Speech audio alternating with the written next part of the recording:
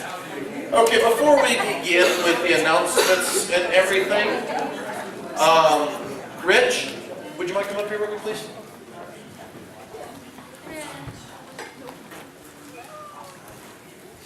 Hi, Rich. Hi, Rich. Rich has a special announcement real quick. Jane is overwhelmed by the love and encouragement and the blessings that you're praying for. She went through her surgery.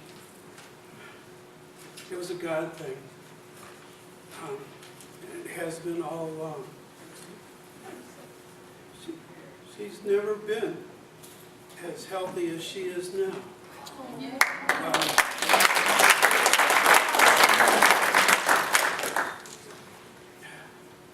The surgeon got to do exactly what he needed to do on her back.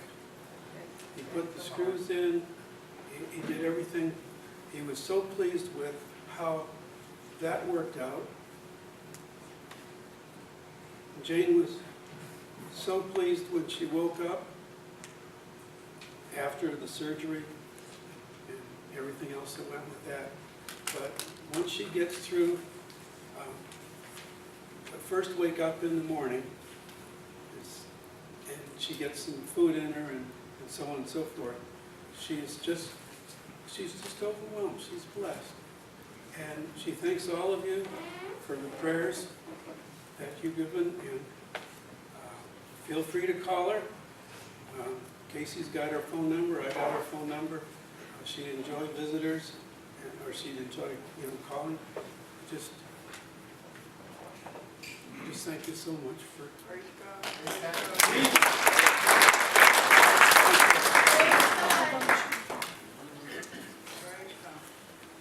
We have another update as well.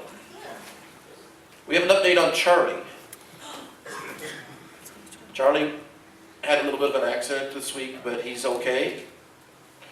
Alice and Charlie would have asked that we continue praying for them, and they are extremely grateful for the love and the prayers that this church has given them.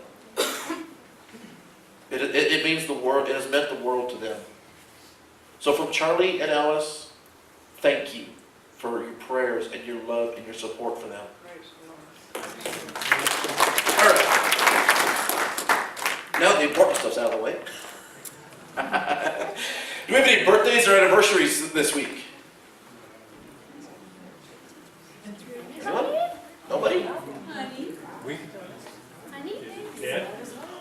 I'm hearing honey back here. A wee bit early, but. A wee bit early, that means he gets two, right? Wednesday. Wednesday, okay. Oh, Wednesday. Aw. Oh, done.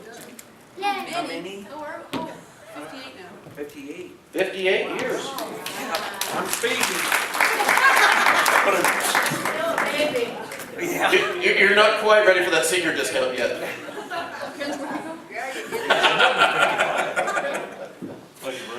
Yeah, the birthdays or anniversaries this week? Alright. Open up your bulletins. If you do not have one, I have two lovely assistants right here. Just raise your hand and they will give it to you. They are lovely assistants. And handsome. And handsome. I'm sorry. I was corrected. They do a good job. Hey, I'm the pun master. Oh, sorry. Okay. Anyways, there's several things to note in here. There's a Young at Heart Choir concert coming up at Sandia Baptist Church. But there's information about that. You can get tickets. Get a hold of Barry and Nancy if you want to talk about that. Please keep our young ones that are going to be going Young Lives Ablaze in your prayer. They're going to be heading out on April 22nd. That'd be an awesome conference and time of growth for them. I guess the Gifted Crafters would like me to mention, because they're in here, they're making memory books for Mother's Day presents on April 5th and April 12th. So if you want to know, if you want more information about that, or you want to make reservations for it, please let Margaret or Marilyn know. Any other information about that, Margaret, that you know about? No, come join us, it will be fun. We will do some simple little projects or memory books or whatever. They're quite pretty. Yes, I love it. Oh yeah, potluck. We have potluck today, so stay with us. If you're visiting with us, stay with us. We have a wonderful potluck here. And it's free food. Free food. You mean we're not charging double this today? They won't have to pay anything. Oh, it's all covered. So free food. So stay with us. Enjoy it. Sorry guys. And we have a children's lesson today from Miss Joanne. Awesome. So let's go ahead and pray and bring our children forward. Thank you, Lord, for today. The wonderful sunshine, the rain that we've gotten, the full river. Oh, it's so beautiful to see the river that full.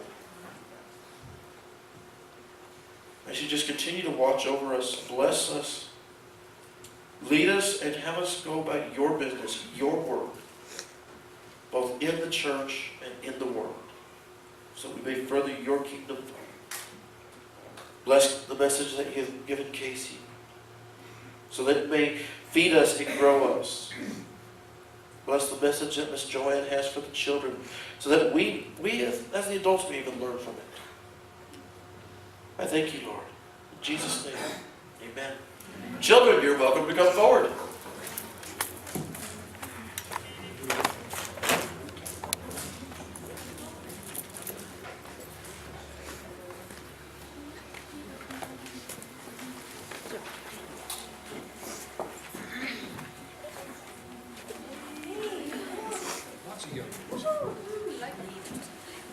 Oh, we have new ones today. Bless your heart. God bless us all, huh? Bless us all. How are you? Good. Everybody okay today? Yes. Doing good? Yes. Well, they threatened me, okay. Yeah. They told me that I better not let this stuff loose in this church. Who will do that? Some bosses. I didn't say that. They said, don't let that stuff loose in that church. That'll be hard to clean up, but I brought it anyway. And if I let it loose, we'll all just have fun with it all. You know what this is? Shredded paper. It's shredded paper. You have a paper shredder at home. No, at the here, I brought my mom, but they do. Oh, okay. But I want you to look, oh, this is one thing, it's my mail. And my mail, I know probably your mail is the same way. It comes in all shapes and words and different colors and all that. But it's still only one thing, isn't it? It's mail. And I wanted to share with you today one thing. A family, mine. Is that okay? I didn't know any of my great-grandmothers from my dad's side. I don't even know who they were. I never saw any of them. But from my mom's side, we had a woman who was a Lamita Apache woman. She was a half-breed Lamita Apache woman. I just remember her sitting on a cane-bottom chair, fanning her face with a piece of like cardboard. I remember the other great-grandmother who was a Quaker. You know what a Quaker woman is? It's a religion, and she wore long black dresses, and she wore a bonnet, and she had high-top shoes. And the thing I had problems with her mostly is that she believed in children only being seen and not heard. She lived to be 109 years old, and she was blind for a lot of that time. And the reason I brought this is that she carried a stick, not a cane, but a stick about this tall, that she would bump, bump, bump, bump, bump, to be sure she didn't run into anything. But she was very stern, and when I went to her house, we were not allowed to giggle or laugh at the table because she didn't believe in it. But there was one little girl, I won't tell you who she was. She found out that if you lay down on the bench under the edge of the table, that when she giggled, that old great-grandmother couldn't hit her with a stick because she was under the table edge. Well, life goes on. And I had a daughter. Her father was half Blackfoot Indian and half French. He was from up north, close to the Canadian border, and so my daughter turned out to be white, Apache, Blackfoot Indian, and French. So here we are. We're like this bag of stuff. We're all kinds of things. Down the line we go. And my great-granddaughter married a Mexican fellow from El Paso. I have 3 great-great-granddaughters, 2 of which are half Mexican. Imagine that. We're white, we're French, we're Indian, we're Mexican. So what do we do about that? When we get together, we're white, we're brown, we're tan, we're olive. Harold and I have an adopted granddaughter. She's Spanish and Indian, and she's married to an Italian.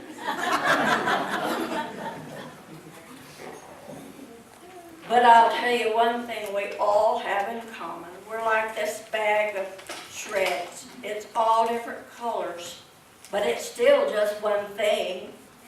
It's male, and we're just people, and we were created by God, and He loves us all, and we're a family. And like elephants come in different colors. White elephants, white rhinos too. boy, this guy is really smart. He's right on it. I want to tell you something, guys. Always remember that no matter what nationality we are, what our skin color is, no matter any of that stuff, we're still God's family. He created us. Amen. And we love each other. And you should hear my family when they get together on my land. You wouldn't believe it. One of the things I'm most thankful for in all the world is that our family is a Christian family. Amen. And we love each other, and we have fun together, and none of that stuff makes any difference to us because we belong to our Heavenly Father. And you remember that, okay? Mr. Caldwell's going to come now and say our prayer for us.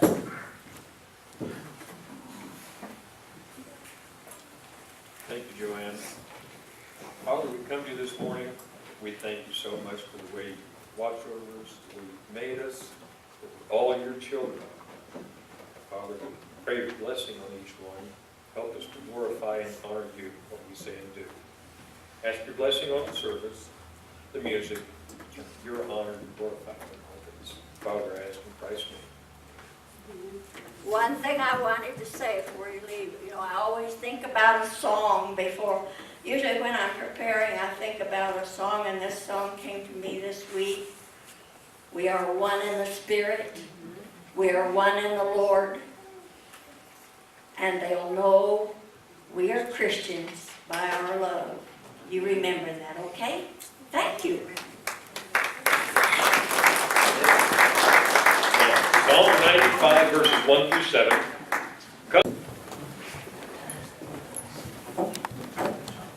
Good morning. Morning. I was listening to your story, Joanne, and listening to you talk about your family made me think about stories that I heard. I had the privilege of living with my grandmother for about 6-7 years while I was actually teaching. And I got to hear some interesting things, I got to learn things about family that are just good stories to tell, good things to know. My grandmother would always tell the same story. She got to a point in her life where she could tell you the same story over and over and not even remember that she had just got through telling you that story, a couple of days before. But the story that I think that she grabbed onto and held tighter than any story, and it's something that for her must have had a lot of meaning, is that when she was 16 years old, my grandmother, who worked on a farm, worked day to night, helping family, helping raise siblings, worked and worked and worked, actually had a summer where she played on a traveling baseball team. And she would tell you that story about her traveling baseball team over and over.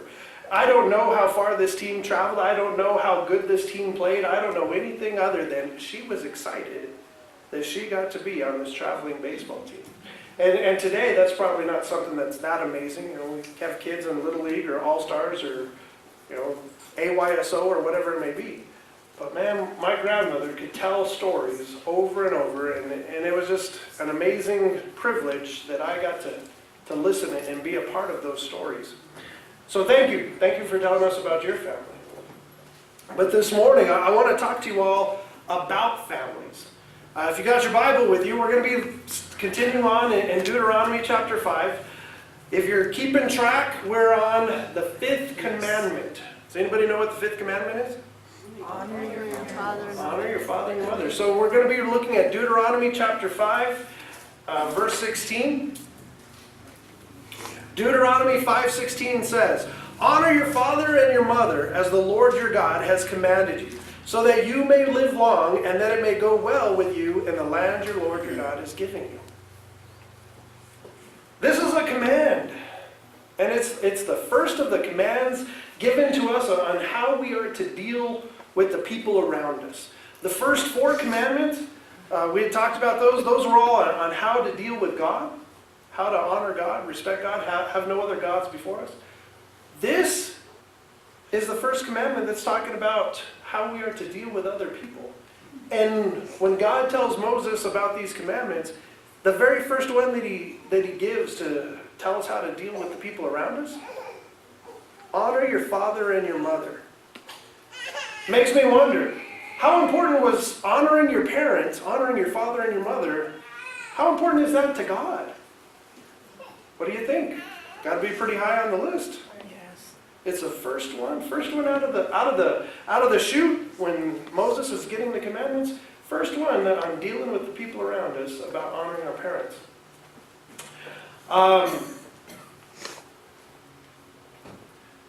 There's an interesting thing that says in Exodus, and I think I got that for you.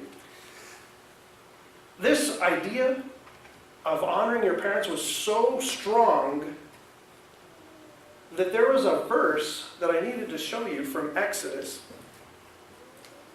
Exodus 21:15 said, anyone who attacks their father or mother is to be put to death. When God was giving Moses the Mosaic law, the list of regulations, the do's and don'ts that the Israelites were supposed to follow as being God's chosen people, listed in those regulations, those do's and don'ts, is Exodus 21:15, that if somebody were to attack their mother or father, and that doesn't even mean that they killed their own parents, just attacking them, that person should be put to death. Does honoring your parents sound important? Yes. It is so important that you're not just supposed to not attack your parents. This idea of speaking well of your parents is the first idea that I want to give you. We should be careful in how we deal with our parents, how we treat our parents. We should speak well of our parents. How many of you today are under 18? Anybody under 18? Raise your hand.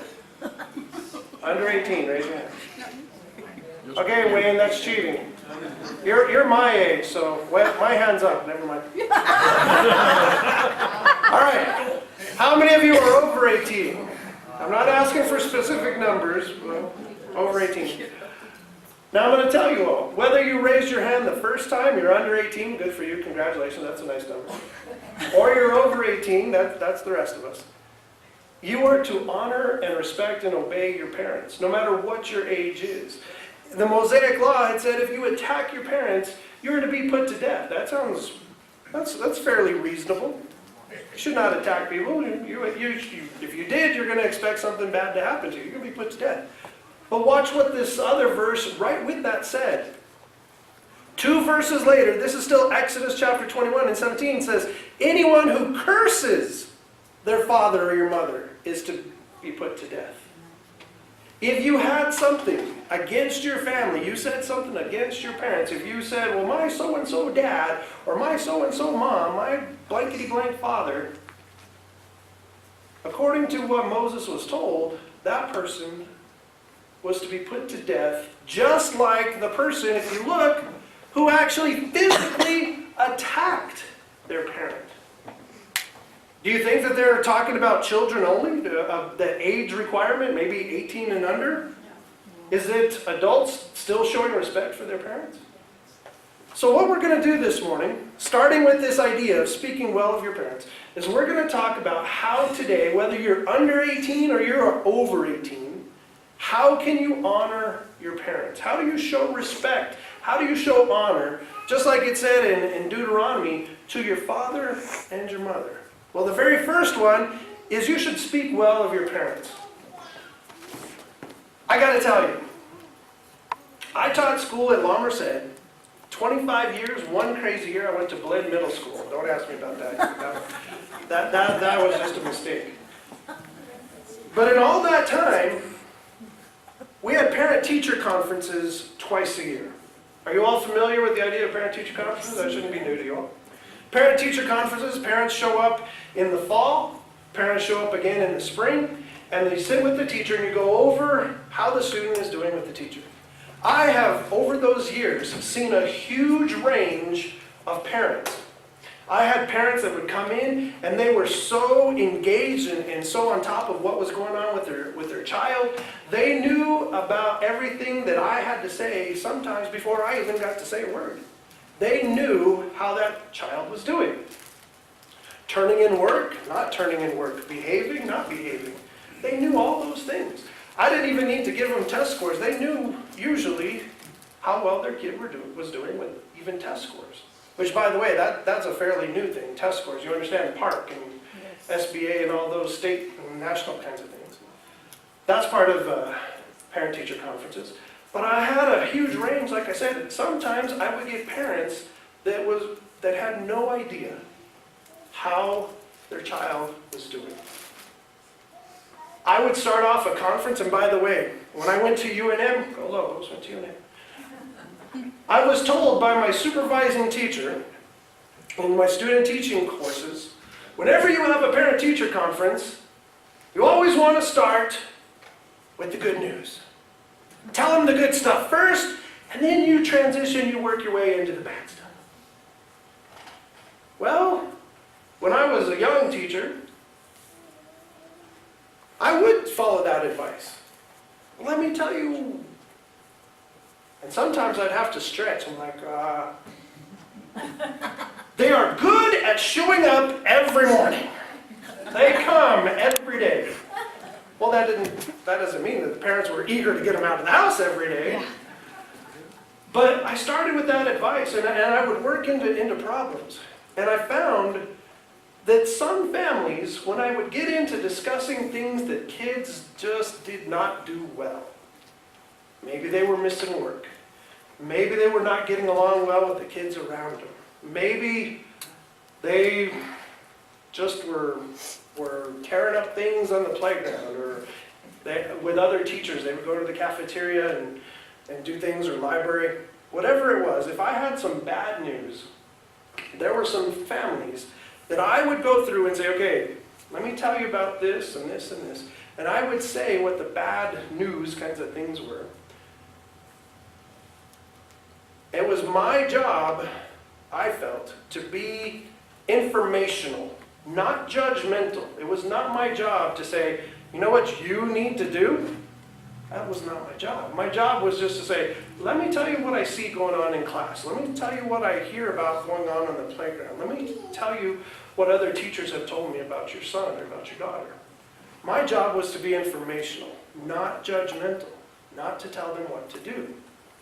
So I would sit there and tell parents these news things, and sometimes I would get on a blank look that crossed their face. I would say, your student is missing work. For the last 2 weeks, I haven't seen any math work. And I kid you not, sometimes I would get a question right after that. Well, what time is lunch? Like, those two don't connect. They don't go together. Some parents were totally unaware of how to really interact with their child and really, I hate to say this, but raise them and teach them and get them to do what they needed to do.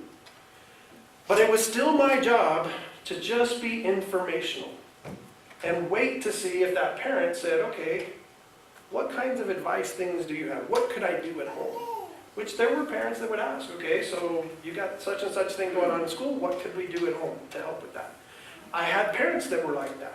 Some parents that were on top of it, some parents that were totally clueless and didn't understand what I was trying to say, and some parents that once they understood what I had to say, asked those good questions and said, all right, now what do you think we can do? What can we do to fix this problem? I had a huge range of parents. And I understand that when Moses is talking here, this is Moses summarizing what to do about honoring your father and your mother. Sometimes, and please don't raise your hands, sometimes your father and your mother didn't always understand how to raise you. It's not like, you go to, you've heard the funny thing about you need a license to drive your car, you need a license to go and hunt, you need a license to even throw a hook in a river and catch a fish, but you don't need a license to be a parent. Sometimes our parents don't really understand how to be that parent. And I saw a lot of that. They would come through my class over the years. But yet Moses, when he's talking about these commandments, says, honor your father and your mother. Well, if we can't even say a dishonorable thing and say, my mother, she didn't even understand, or my dad, he didn't even do this thing right, we cannot speak badly about our family, about our parents. Even if that bad stuff is true, we are to honor them. And that's a difficult thing. If you got parents that didn't understand how to be a parent, sometimes that's hard to not say those things, to put them down. Or, she told me that when I was 18 and I walked out of that house and that's the last time I saw her. We can get hurt by our parents sometimes. But even in the midst of that hurt, Moses is saying, show honor and respect to your parents. One of those things is be sure to not curse your father or your mother. Say only the good things. And I hate to say it. Maybe sometimes it's like that parent-teacher conference when I started out. You got to dig for it. You got to find those good things. It's not so evident. But remember that. There's a second thing that I wanted to show you all. Esteem your parents. If you're going to honor your parents, if we're going to honor our father and honor our mother, like the Ten Commandments say, I got a second thing that might help with that. Esteem them publicly and privately. How often do you tell your parents, let them know face to face, something that they did good for you? How often do you let them know publicly, in front of others, that your parents did a good thing for you? When Kim and I were engaged, we were going to First Baptist Church in Albuquerque. Jerry Evans, you might know that name, Jerry Evans was associate pastor, and we had to go to Jerry Evans' Sunday school class for 6 Sundays. We had to leave our regular Sunday school class and go to his Sunday school class so that we could have the marriage and counseling class. Does that sound familiar to you all? Had to go to the marriage class before we could get married in the church. Well, honestly, that whole 6 weeks, I was probably too nervous about getting married or the prospect of getting married that I didn't remember much that Mr. Jerry Evans had to say. There's only 2 things I think in that whole 6 weeks that I really remember. One of them was his advice, if you ever quit your job, make sure you tell your wife first before you quit your job. I remember that. Which, by the way, I did that all for you. I want to remind you, I did that last year, so Kim was on top of that. The second thing that I remember him saying was that it's nice to talk to your spouse and say, I love you, or I appreciate you, or say something good to them face to face in person. That's a nice gesture. But he said, if you want to up the ante, if you want to make it even better, talk good about your spouse, not just to your spouse, but to everyone around you. Say good things about your spouse to your family, to your coworkers, to your friends, the people around you that know your wife. Which is better? If someone tells you, hey, you did a good job, that's nice. Or is it better if someone says, you know what? I heard someone talking about you and they said you did a good job. Which gives you a warmer feeling inside. To know that one person talked about you face to face, or that someone talked about you away from you. So I want to talk to you about esteeming your parents. Show them publicly and privately, both, that they do good things. In Proverbs chapter 16, verse 24 says, pleasant words are like a honeycomb, sweetness to the soul and health to the bones. Being a teacher, we went through over the years, there's a lot of programs that would come through and try to improve education, try to improve instruction for students, and just train teachers on how to be better teachers. But one of the last programs that I was really involved with was a math program called MC Squared, Math Connected Communities. And the very first thing that they taught us was how to work with others. They really wanted to emphasize this, of how you communicate with the people around you. And one of the biggest things that they pushed was that when you're working with a group of people, you have a group, a committee, some kind of multiple people that you're working with, you're going to butt heads. You're going to disagree. You're going to have issues where you don't agree with them. You think your idea is better. Their idea is no good. One thing that they wanted to really emphasize is that everybody would be better off if they presumed positive intent. Presume positive intent. That means if I don't think your idea is any good, then my idea is better, but at least I need to understand that you are intending something positive with your idea. Not to say, well, your idea is stupid. That's probably not the best way to communicate with people. But to at least give people the benefit of the doubt. Well, pleasant words are like a honeycomb. They're sweet. The way that we speak about our families, the way that we speak about our parents, needs to be sweet. Not bitter, not angry. Yes, we might have some issues with our parents that we disagree on things that they did. But when you speak about your parents, whether you're speaking to them face to face or you're speaking to a third party, do you speak about your parents sweetly, like a honeycomb? 1 Thessalonians chapter 5, verse 11 says, "Therefore, encourage one another and build each other up, just as in fact you are doing." Paul's writing to the Thessalonians, and this is nearly the end of the book of 1 Thessalonians, his letter, and he's telling them, encourage people. Tell them when they're doing something good. And he's actually giving the church there at Thessalonica a pat on the back, and he's saying, by the way, you're already doing that, so keep it up. Good job. But can your parents say that about you? Whether you're under 18 or you're over 18, do you say good things about your parents? Do you use sweetness or bitterness? One of the other ways that we can honor our parents is we can seek their wisdom. There are things that our parents have experienced. There are things that those people that are older than we may be have experienced and lived through their life. That it's nice to be able to call upon that resource and understand they might have a different perspective on life than we do. Deuteronomy chapter 32 verse 7 says, "Remember the days of long ago. Think about the generations past.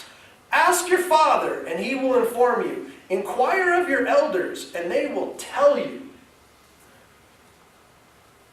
This is Moses at the end of Deuteronomy, and we had talked about this before, that he's trying to warn the Israelites about going into the promised land and making sure they remember to keep God in their lives and to follow his commandments. And he's talking to the second generation. These are not the Israelites that left Egypt, though that generation had pretty much passed away. He's talking to now the second generation, and he says, "Remember the days of long ago. Think about those generations past. Ask your father, and he will inform you." How often do we seek out our parents' wisdom? How often do we do that? How often do we say, well, I was considering switching to this job, or I was considering buying this home, or I was considering, whatever it may be, and say, what do you think? What would you do? Whether you agree with your parents' words, it is honoring, it is honorable to at least ask that opinion, to at least get their thoughts on it. Do you feel better? Do you feel honored when someone asks you for an opinion, asks you for advice? Does that raise you up, lift you a little bit when someone thinks enough of you to ask you? Think about how that feels for a parent to hear that. From a grown child even. Job chapter 12, verse 12 says, "Wisdom is with the aged, and understanding in length of days." Call on that resource of your parents. They've gone through things that you may not have. The last thing, the fourth item that I want to talk to you about honoring your parents, is supporting them. Supporting your parents.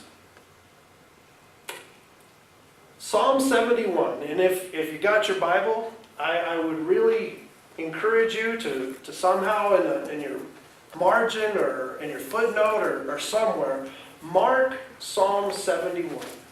So this whole entire psalm, and I've just put one verse here for you. This entire psalm, the psalmist, and it could be David here, doesn't really say, but it sounds like something David would be about. is crying out to God in his old age.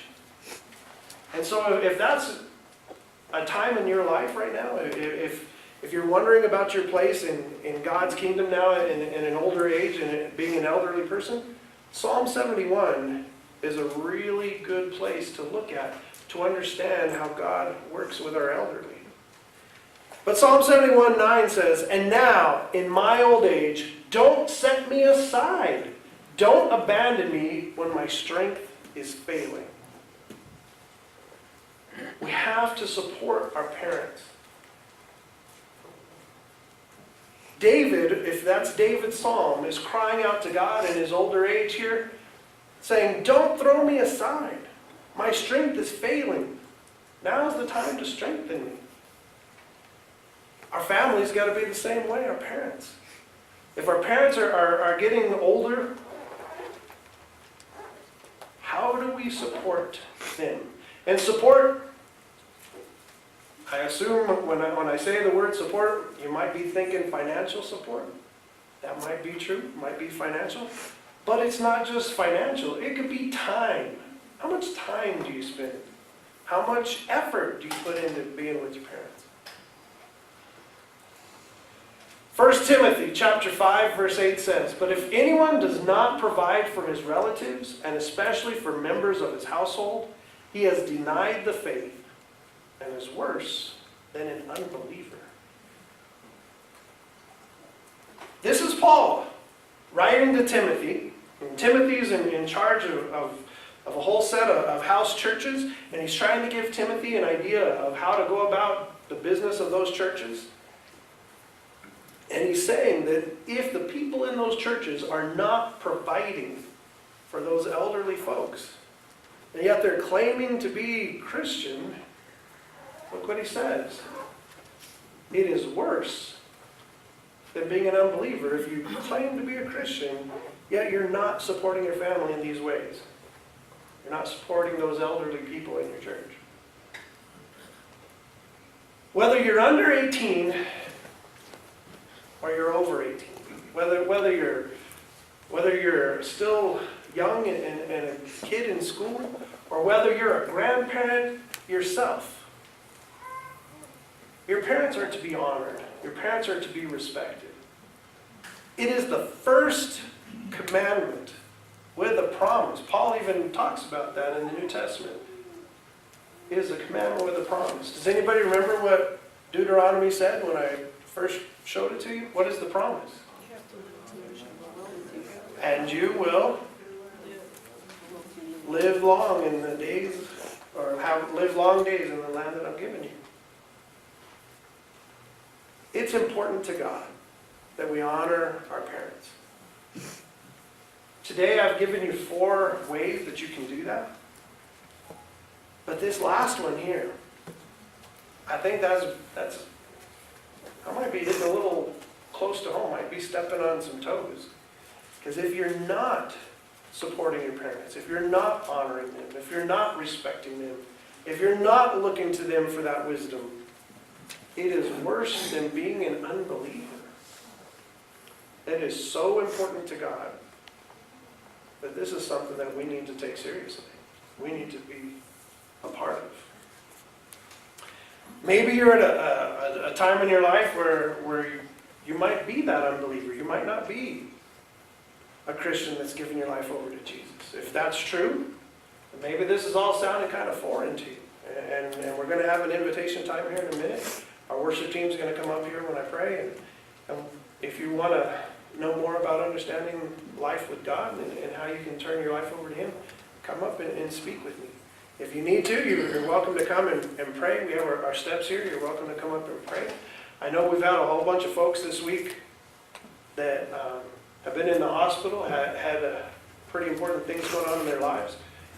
Rich was just talking about Jane and how well things are going for her right now. If you want to come up and pray, you're welcome to.